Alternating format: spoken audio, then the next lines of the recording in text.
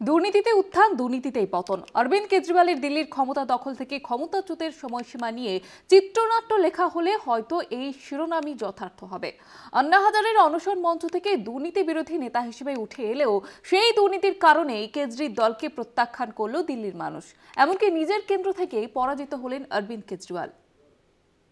সালটা 2011। কেন্দ্র সরকারের 2G spectrum scandal, Commonwealth games স্ক্যামের মতো দুর্নীতির ঘটনাগুলি জনসমক্ষে আসার পর পুরো ভারত জুড়ে প্রতিবাদ আন্দোলন শুরু হয়।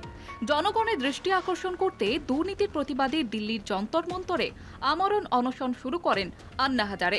IIT খড়গপুর ফেরত অরবিন্দ কেজরিওয়াল যোগ দেন আন্না হাজারের দুর্নীতি বিরোধী আন্দোলনে। আন্নার সঙ্গে কেজরির যুগলবন্দিতে পরিচালিত দুর্নীতি বিরোধী আন্দোলনে তখন কাঁপছে ইউপিএ সরকার। এর পরের ইতিহাস কারও অজানা নয়। রাজধানীতে স্বচ্ছ দুর্নীতিমুক্ত সরকার গড়তে রাজনীতির আঙিনায় পা রাখেন কেজরি। রাজনীতিতে উচ্চ শিক্ষিত, স্বচ্ছ ভাবমূর্তির নেতার প্রয়োজনীয়তা পূরণ করেছিলেন কেজরিওয়াল। দুর্নীতির বিরুদ্ধে লড়াই করে রাজধানী দিল্লির কুর্সিতে বসেন কেজরি। আম আদমি পার্টির ঝুলি ভরিয়ে দিয়েছিলেন দিল্লির জনগণ। কিন্তু 2025 সালের সেই দিল্লির জনগণের কাছ থেকেই আস্থা খোয়ালেন কেজরিওয়াল।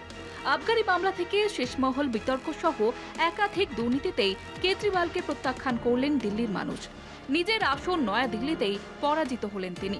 পরামর্শে ভুলে গিয়ে শুধু টাকার পিছনে দৌড়াচ্ছে, তাই এই পতন।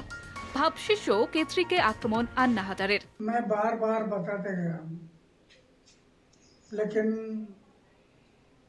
उनके दिमाग में नहीं आया है। और आखिर शराब के बारे में उन्होंने एक मुद्दा उठाया कि शराब की दुकान, उसमें शराब की बात क्यों आ गई? पैसा, धन और दौलत इसमें बह गया है। 2024 সালের 21শে মার্চ আবগারি দুর্নীতি মামলায় গ্রেপ্তার হন কেজরিওয়াল। মুখ্যমন্ত্রীর পদে থাকাকালীন গ্রেপ্তার হওয়া প্রথম মুখ্যমন্ত্রী হন তিনি। গ্রেপ্তার হওয়ার পর কেজরির ঠাঁই হয় তিহার জেলে।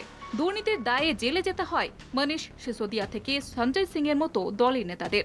আবগারি দুর্নীতি মামলায় জামিন পাওয়ার পর মুখ্যমন্ত্রীর দায়িত্ব থেকে ইস্তফা দেন তিনি। ঘোষণা করেন মানুষ চাইলে ফের ক্ষমতায় ফিরবেন, অন্যথায় মুখ্যমন্ত্রী চেয়ারে বসবেন না। কিন্তু ক্ষতি যা হওয়ার ততদিনে হয়ে গিয়েছিল। গ্রেপ্তারি নিয়ে রাজনৈতিক প্রতিহিংসার তত্ত্ব খাড়া করলেও জয় নিয়ে আত্মবিশ্বাস রেখেও কেজরিওয়ালকে হ্যাট্রিক করতে দিলেন না দিল্লিবাসী। যে দুর্নীতির সমস্যা কেজরিকে বসিয়েছিল মসনদে, সেই দুর্নীতি তাকে ছুঁড়ে ফেলে দিল। কলকাতা টিভি।